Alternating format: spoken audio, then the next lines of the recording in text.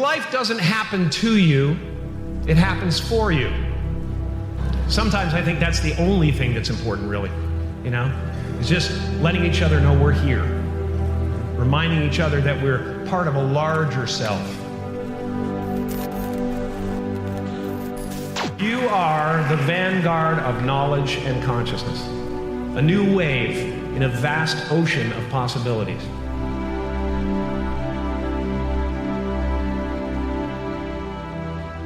On the other side of that door, there's a world starving for new ideas, new leadership. I've been out there for 30 years. It can be rough out there, but that's okay.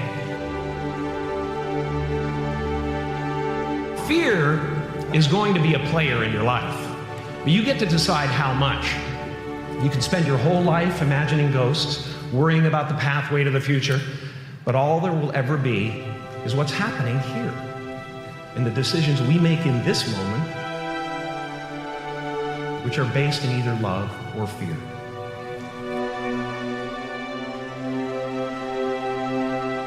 So many of us choose our path out of fear disguised as practicality. What we really want seems impossibly out of reach and ridiculous to expect, so we never dare to ask the universe for it. I'm saying I'm the proof that you can ask the universe for it.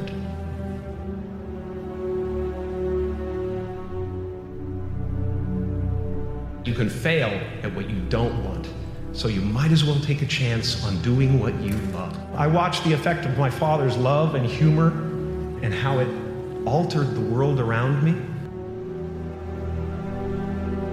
And I thought, that's something to do. That's something worth my time.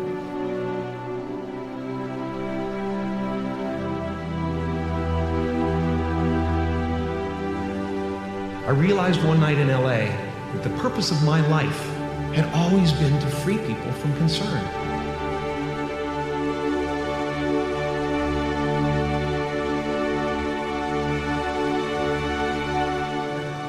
How will you serve the world?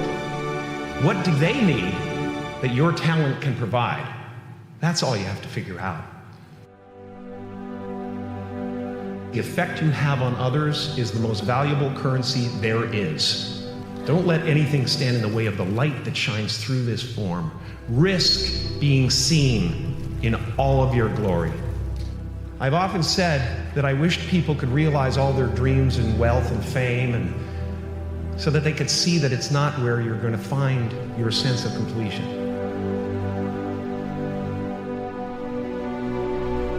My soul is not contained within the limits of my body. My body is contained within the limitlessness of my soul.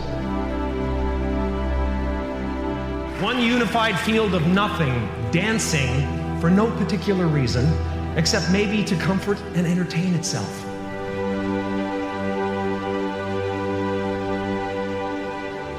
The imagination is always manufacturing scenarios, both good and bad, and the ego tries to keep you trapped in the multiplex of the mind.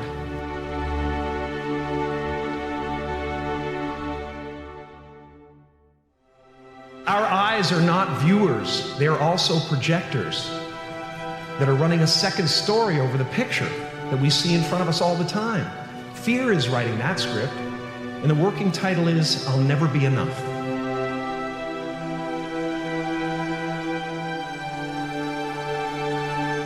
No matter what you gain, ego will not let you rest.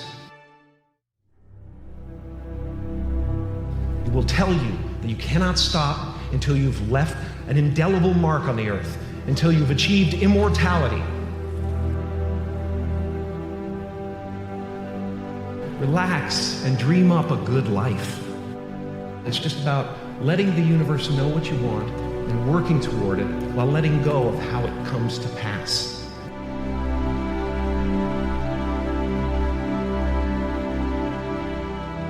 Your job is not to figure out how it's going to happen for you, but to open the door in your head. And when the door opens in real life, just walk through it.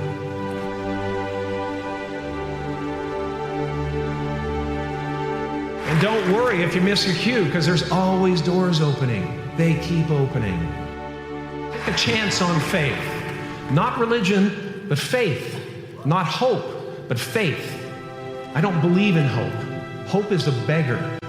Hope walks through the fire and faith leaps over it. You are ready and able to do beautiful things in this world. It's our intention.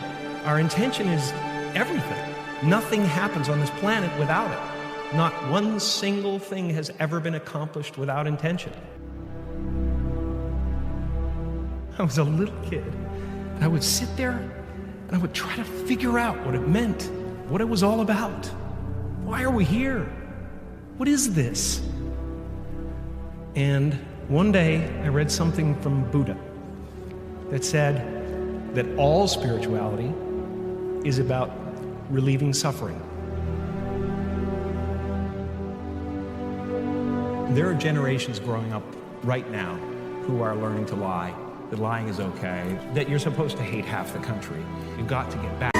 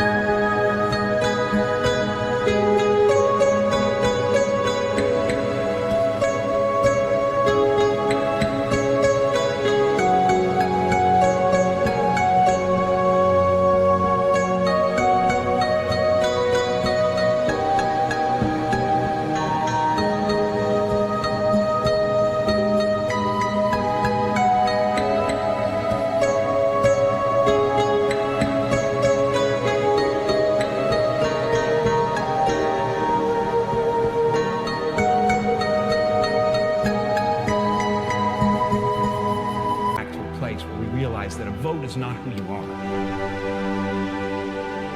What we're doing, why we're building these abstract scaffoldings of who we are. You know, I'm a Canadian American, and I'm this, and I'm that, and I'm a Catholic, and I'm that, and it's all abstract stuff. And when you drill down, there's no you left. I really cherish that, and we are all one thing. Freedom comes in there only being one you, and it includes the table and the computer and the ocean and the trees. You try to breathe without them, you know, you can't. I was in my studio painting in New York one time. I took a walk for a couple of blocks and I found this wonderful little park where these guys were playing soccer. Watched these guys play soccer. I watched this guy chasing the ball, and I went, that's it. I was compelled by that guy who was so involved with getting the ball. All sports work, you know, all art works on the same level, and that is presence. Meisner, one of the tenets of his technique is that if you are actually interested in what you're doing, you'll be interesting to watch. And that's why we watch babies, because they discover things for the first time.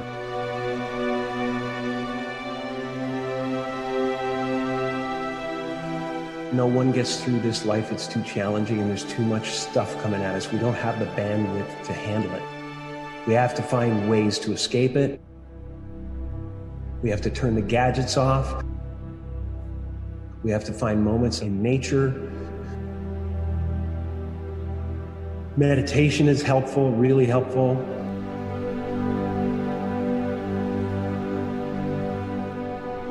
Anything that doesn't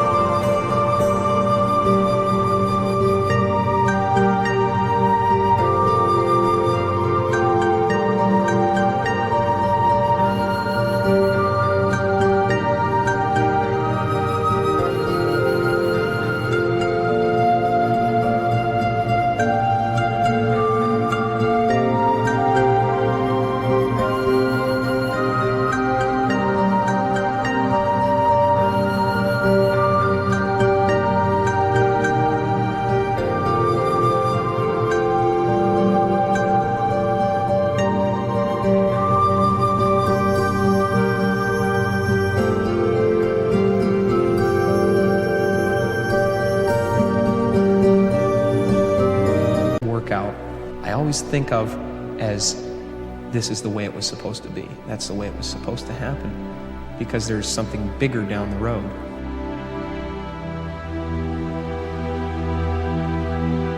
I'm finding that people are, for the most part, accepting of another kind of way of looking at things, or letting go of a character.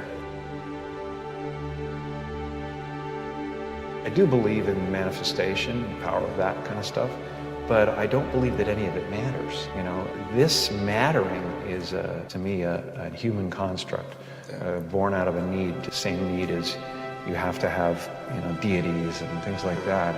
I believe in an energy of God. Everything is divine.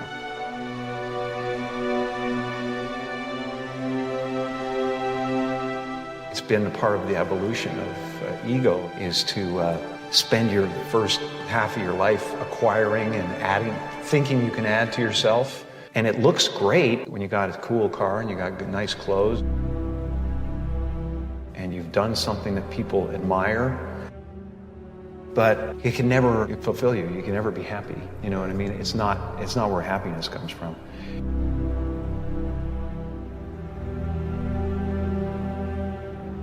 The feeling of wholeness is a different feeling than meanness.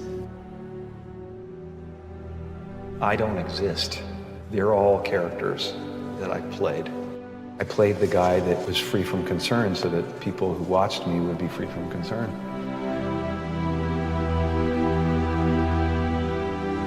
I'm not trying to tell the people how to live their lives. I'm just having fun trying to transmit that to the audience and trying to get people to feel that.